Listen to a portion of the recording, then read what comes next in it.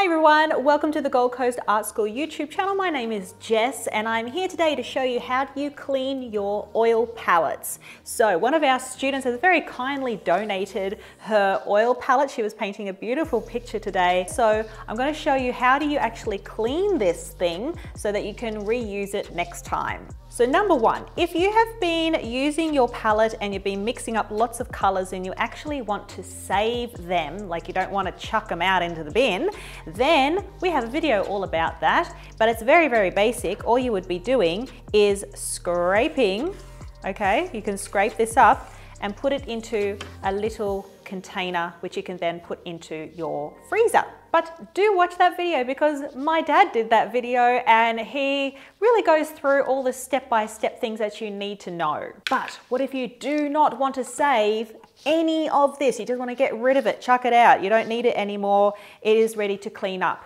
You take your palette knife, okay, and you should all have one of these in your kits if you've been using oil paints. It's a very, very important tool. So you take your palette knife and you're basically scraping that color off. And I'm putting it onto a tissue and then onto my hand because I am not very good at this.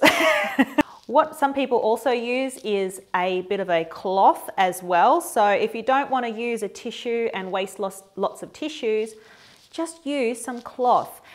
We often end up getting lots of sheets and old towels and pillowcases donated to us, and they are phenomenal for cleaning off your palette, for getting rid of old bits of paint, for, you know, just generally cleaning things up. You can also use them really well in your actual art. You use them to do white backs in your oil painting. And they're very, very effective. Old towels, old cloths. Once you have kind of basically scraped off all that you can, you are pretty much ready for the next step. Next step is to either use a tissue or you can just use your cloth to clean off as much as you can. So you just wipe this off, and I can tell that this is a very well-loved palette. Very well loved palette because there's old paint that's stuck to this right now too. And I've had a bit of a chat with my dad about how do you actually remove really baked in paint, I want to say. It's sort of like paint that's been there for a really long time. It hasn't been cleaned off properly and now it's sort of really caked onto the palette. And I can feel that right now. There's lots of little bumpy bits in here, quite rough bits to this palette, and he's going to make a video about that eventually. But when I was chatting to him about it, he said, you really need a kind of solvent that's pretty hardcore. So yeah, it's not a good time. That's why if you've been doing your oil painting, it's much, much better to clean your palette just like this after you're done painting. Once your palette is at about this stage, we do need to introduce some kind of cleaner to just really help remove the rest of this color, all of the paint.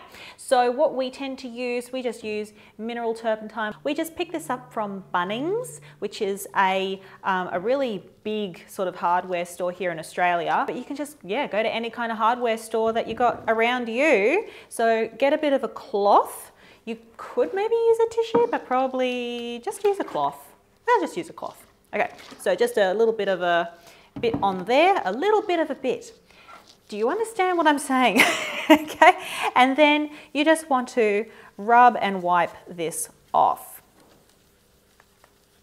So what the Turps is doing is it is breaking apart the paint because that's kind of what it does. So we want to be able to do that and make sure that it wipes off really cleanly off the rest of our palette.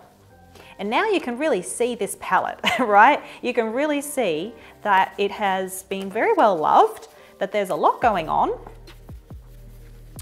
and it probably does need quite a good go over with some kind of a solvent or some sort of cleaner. But like I said earlier, it's not something that you want to do on a regular basis. You want to be able to make sure that you can clean things off a lot easier just using this kind of procedure rather than going too hardcore with your materials. Okay, so I can see now that that's pretty clean. I'm just going to grab a tissue and do one more once over. Hey presto, we have a clean palette. How about that? Doesn't that look great? And you can tell it's clean because I've just put the tissue on it and the tissue's clean.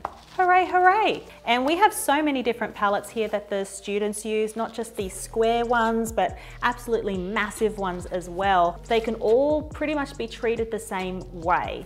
I hope you love that little tip. What else do you want to see from us? P.S. Thank you for liking and subscribing. We really, really appreciate your support, but please do tell us, what do you want to see next? We want to give you lots of little fun tips along the way and really help you out with your art practice. So until next Thursday, have a great time everybody. Enjoy doing your art and we'll see you later. Bye.